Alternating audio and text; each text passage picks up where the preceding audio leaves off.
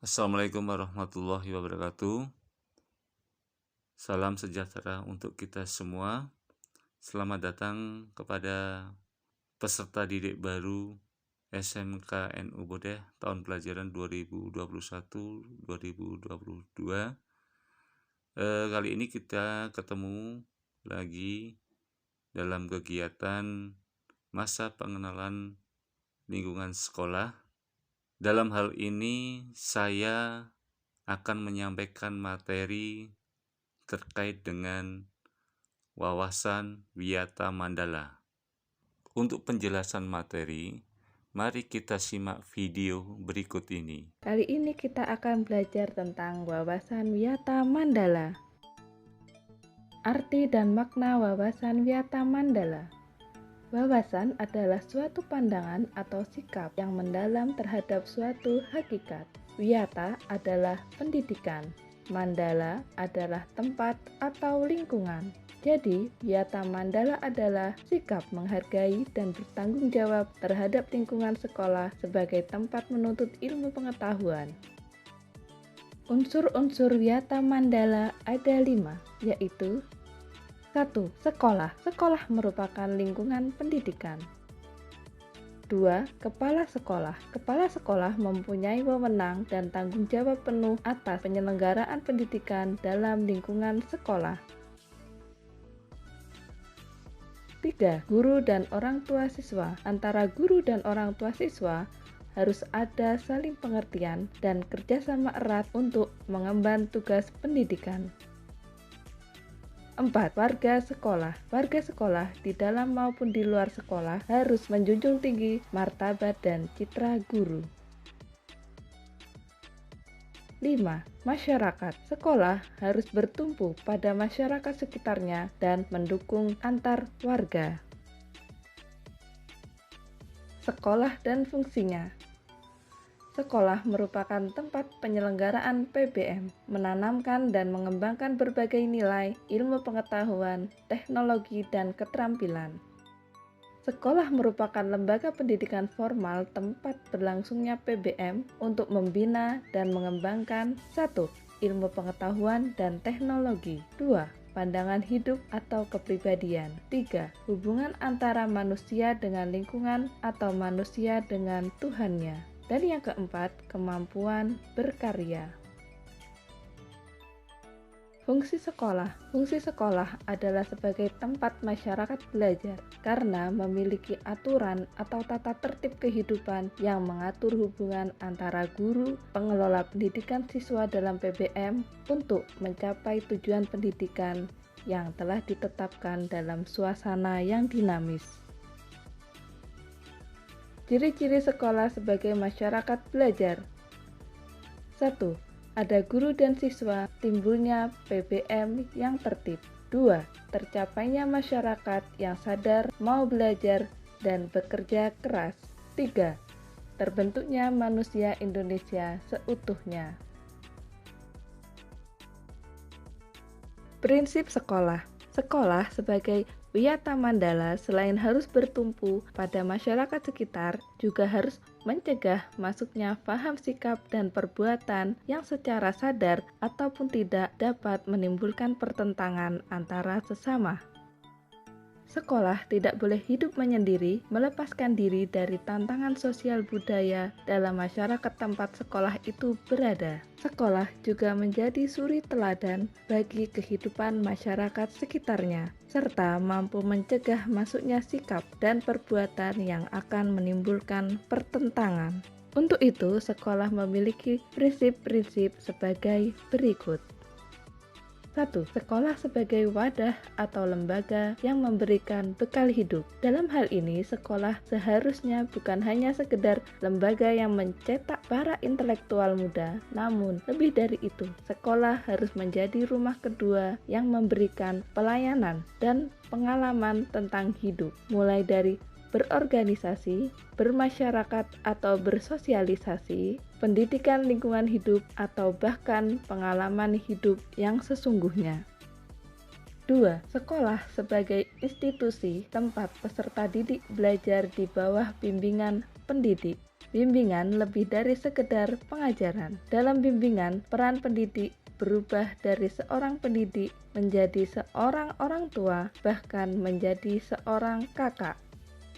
3. Sekolah sebagai lembaga dengan pelayanan yang adil merata bagi stakeholdernya. Hal tersebut bisa berupa pemerataan kesempatan mendapatkan transfer of knowledge maupun transfer of experience dengan tanpa membedakan baik dari segi kemampuan ekonomi, kemampuan intelijensia, dan juga kemampuan fisik. 4.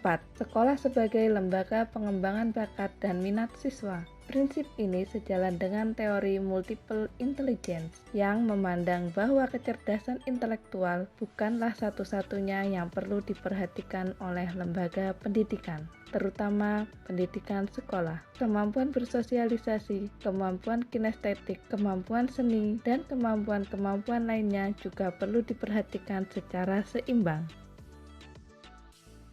5. Sekolah sebagai lembaga pembinaan potensi di luar intelijensi. Peningkatan kemampuan intelektual, emosional, maupun kemampuan-kemampuan lainnya mendapat perhatian yang seimbang. 6. Sekolah harus memberikan perhatian serius untuk mengembangkan kemampuan emosional dan sosial, kemampuan berkomunikasi dan berinteraksi, kemampuan bekerja sama dalam kelompok, dan lain-lain. 7. Sekolah sebagai wahana pengembangan sikap dan watak. Sikap sederhana, jujur, terbuka, penuh toleransi, rela berkomunikasi dan berinteraksi, ramah tamah dan bersahabat, cinta negara, cinta lingkungan, siap bantu-membantu, khususnya kepada yang kurang beruntung, merupakan sikap dan watak yang perlu dibentuk di dalam lingkungan sekolah. 8. Sekolah sebagai wahana pendewasaan diri. Di dalam dunia yang berubah begitu cepat, salah satu kompetensi dasar yang harus dimiliki tiap peserta didik adalah kompetensi dasar belajar secara mandiri. Dengan proses pendewasaan yang diberikan di sekolah, pendidik tidak lagi perlu menjejali pemikiran peserta didik dengan perintah. Lebih dari itu, peserta didik akan mendapatkan sesuatu yang jauh lebih besar ketika ia mencari dan mendapatkan apa yang ia butuhkan untuk hidupnya. 9. Sekolah sebagai bagian dari masyarakat belajar. Sekolah bukan hanya sebagai tempat pembelajaran bagi peserta didik, namun juga seharusnya sekolah mampu menjadi pusat pembelajaran bagi masyarakat di lingkungan sekitar. Penggunaan sekolah. Sekolah sebagai suatu lembaga pendidikan yang diperuntukkan sebagai tempat proses kegiatan belajar mengajar. Sekolah tidak diperbolehkan dijadikan sebagai tempat 1. Ajang promosi atau penjualan produk-produk perniagaan yang tidak berhubungan dengan pendidikan. 2. Sekolah merupakan lingkungan bebas rokok bagi semua pihak. 3. Penyebaran aliran sesat atau penyebarluasan aliran agama tertentu yang bertentangan dengan undang-undang. 4. Propaganda politik atau kampanye. 5. Syuting film dan atau sinetron tanpa seizin pemerintah daerah. 6. Kegiatan-kegiatan yang dapat menimbulkan kerusakan, perpecahan, dan perselisihan sehingga menjadikan suasana sekolah tidak kondusif. Penataan Wiyata Mandala dalam upaya ketahanan sekolah. Ketahanan sekolah lebih menitik beratkan pada upaya-upaya yang bersifat preventif. Untuk menjadikan sekolah sesuai dengan tujuan dan fungsinya, perlu dilakukan penataan Wiyata Mandala di sekolah melalui langkah-langkah berikut.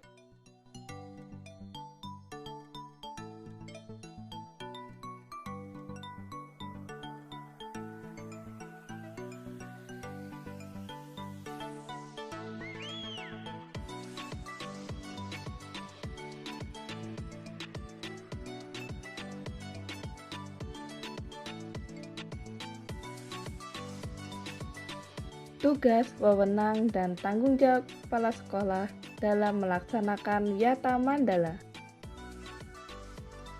Kepala sekolah sebagai pimpinan utama bertugas dan bertanggung jawab memimpin penyelenggaraan belajar mengajar, serta membina pendidik dan tenaga kependidikan, serta membina hubungan kerjasama dan peran serta masyarakat.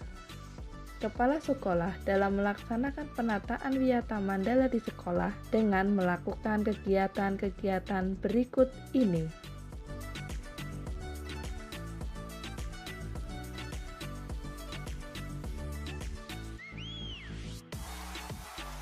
Mekanisme dalam pelaksanaan Wiyata Mandala. Dalam rangka pelaksanaan Wiyata Mandala, perlu upaya penanggulangan secara dini setiap permasalahan yang timbul sehingga dapat menghilangkan dampak negatifnya, yaitu dilaksanakan secara terpadu, bertahap, dan berlanjut sebagai berikut. Tahap preventif, upaya untuk meniadakan peluang-peluang yang dapat memungkinkan terjadinya kasus-kasus negatif di sekolah melalui antara lain 1. Memelihara sekolah dan lingkungan sekolah. 2. Menciptakan suasana yang harmonis. 3. Membentuk jaring-jaring pengawasan atau kontrol. 4. Menghilangkan bentuk-bentuk perpeloncoan pada saat MOS. 5. Meminimalisir keterlibatan kelompok maupun perorangan dalam kegiatan sekolah. 6. Mengisi jam-jam kosong dengan pelajaran atau kegiatan ekstra lainnya. 7. Meningkatkan kegiatan ekstrakurikuler. 8. Peningkatan keamanan dan ketertiban. Tahap represif, upaya untuk menindak siswa yang telah melanggar peraturan-peraturan dan tata tertib sekolah. Upaya represif seperti 1. Mendamaikan para pihak yang terlibat perselisihan. 2. Membatasi areal tempat terjadinya aksi. 3. Menetralisir isu-isu yang berkembang dan mencegah timbulnya isu-isu baru. 4. Berkoordinasi dengan pihak keamanan. 5. Mengungkapkan lebih lanjut keterlibatan pihak luar sekolah. 6. Mengikut sertakan para ahli untuk mengadakan bimbingan dan penyuluhan. 7. Memberikan sanksi sesuai tata tertib yang berlaku. Sekian video pembelajaran kali ini. Selamat belajar.